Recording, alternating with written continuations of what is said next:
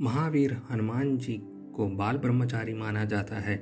यह बात पूरी तरह सत्य है, लेकिन ऐसा नहीं है कि हनुमान जी अविवाहित थे।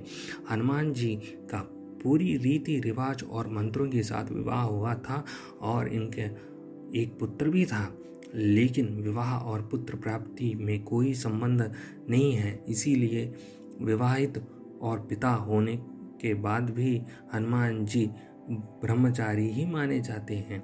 अगर आप यह सोच रहे हैं कि यह संभव कैसे है, तो आपकी यह दुविधा भी दूर हो जाएगी जब आप हनुमान जी के विवाह का रहस्य जानेंगे। लेकिन हनुमान जी का विवाह के बारे में बताने से पहले आपको यह बता दें कि हनुमान जी और उनकी पत्नी का एक मंदिर भी है और ऐसी मान्यता है कि इस मंदिर में जाकर पति पत्नी हनुमान जी और उनकी पत्नी का दर्शन करते हैं, उनका वैवाहिक जीवन सुखद और आपसी प्रेम बना रहता है। ऐसी मान्यता है कि हनुमान जी जब अपने गुरु सूर्यदेव से शिक्षा प्राप्त कर रहे थे, उस दौरान सूर्यदेव ने हनुमान जी के सामने यह शर्त रख दी कि अब आगे की शिक्षा तभी प्राप्त कर सकते हैं जब तुम विवाह कर लो। कारण यह था कि जहाँ तक हनुमान जी शिक्षित हो चुके थे, उससे आगे की शिक्षा अविवाहित व्यक्ति को नहीं दी जा सकती थी। ऐसे में आजीवन ब्रह्मचारी रहने का प्रण ले चुके हनुमान जी के लिए दुविधा की स्थिति उत्पन्न हो गई। शिष्यों को दुविधा में देखकर सूर्यदेव ने हनुमान जी से कहा कि तुम मेरी पुत्री सुवर्चला से विवाह कर लो।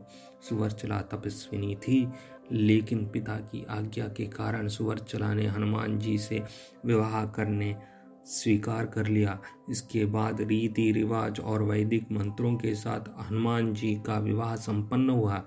हनुमान जी आजीवन ब्रह्मचारी रहने का प्रण ले चुके थे और दूसरी और उनकी पत्नी सुवर्चला तपस्विनी थी। ऐसे में यह है कि इनकी हनुमान जी की पत्नी के विवाह के बाद वापस तपस्या के लिए चली गई।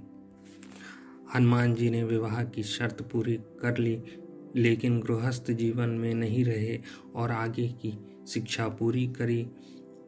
हनुमान जी के विवाह का उल्लेख पराशर संहिता में किया गया है।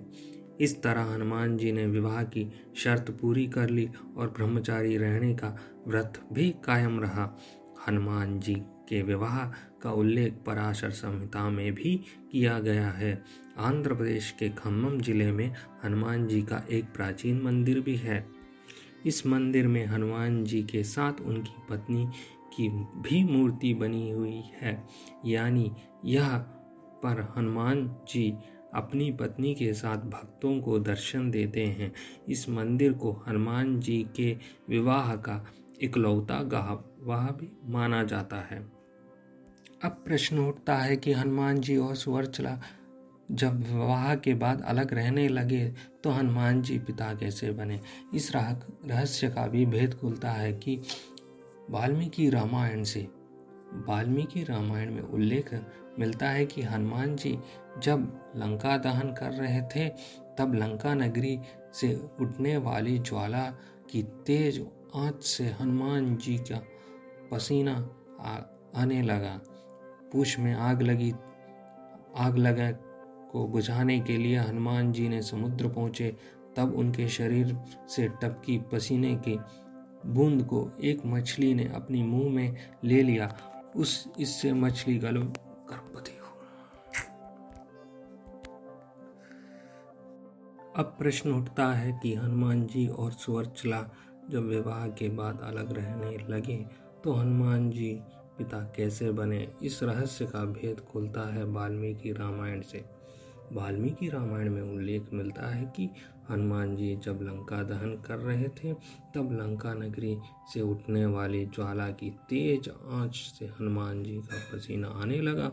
पूछ में लगी आग को बुझाने के लिए हनुमान जी समुद्र में पहुंचे। तब उनके शरीर से टपकी पसीने की बूंद को एक मछली ने अपने मुंह में ले लिया। इस मछली गर्भवती हो गई। कुछ समय बाद पाताल के राजा और रावण के भाई अहिरावण के सिपाही समुद्र से उस मछली को पकड़ लाए। मछली का पेट काटने पर उसमें से एक मानव निकला जो वानर जैसे दिखता था। सैनिकों ने वानर रूप मानव को पाताल का द्वारपालक बना दिया। उधर लंका युद्ध के दौरान रावण के कहने पर अहिरावण राम और लक्ष्मण को चुराकर पाताल ले आए। हनुमान जी इसी बात की जानकारी मिली तब पाताल पहुंच गए। यह द्वार पर ही उनका सामना एक और महाबली वानर से हो गया। हनुमान जी ने उसका परिचय पूछा तो वानर रूपी मानव ने कहा कि वह पवन पुत्र हनुमान जी का बेटा मकरध्वज है। यह राजस्थान के एक मंदिर है जिसमें हनुमान जी अपने बेटे के साथ स्थित हैं। वीडियो देखने के लिए धन्यवाद। फिर मिलेंगे। आपका जीवन मंगलमय हो इसी कामना के साथ। जय श्री राम।